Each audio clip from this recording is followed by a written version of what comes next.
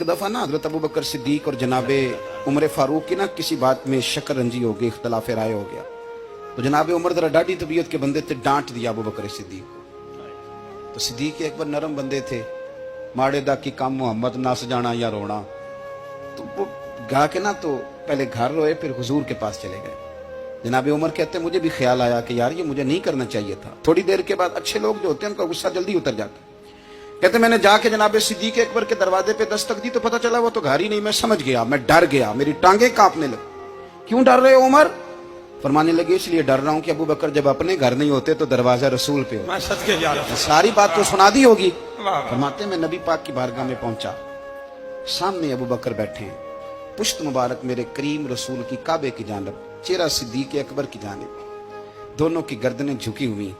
जनाबे उमर पाक फरमाते हैं कि मैं बैठा था और सोच रहा था, सलाम ली, जवाब मिला, पर गर्दनें नहीं उठाई दोनों ने, मुकद्दस गर्दनें झुकी रही। मैं सोच रहा था कि अब हुजूर मुझे डांटेंगे तो मैं सिद्दीक के पैर पकड़ूंगा, मैं अली को सिफारिशी बनाऊंगा, मैं मिन्नत करूंगा, लेकिन कोई बोले तो बात बने ना। कहते जब देर हो गई, ये सुकूत भी बड़ा मुश्किल होता है।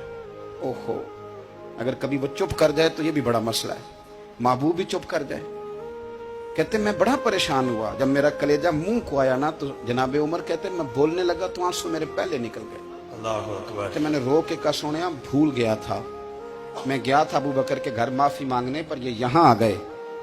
ये मेरे दोस्तों इसे मेरी तकरीर ना समझना, मेरे रसूल पाक के ये असल लफ्ज आपको किताब में मिलेंगे। आप तब खातिब निसाद उठा के देखें। जनाबे उमर कहते हैं मैंने अर्ज की हुजूर मैंने गलती समझ ली थी, मैं गया था अबू बकर के घर, हुजूर मैं भूल गया था। फरमाते हैं नबी पाक ने जब गर्दन मुबारक उठाई तो हुजूर की दाढ़ी आंसुओं से भरी हुई। और लफ्ज क्या थे?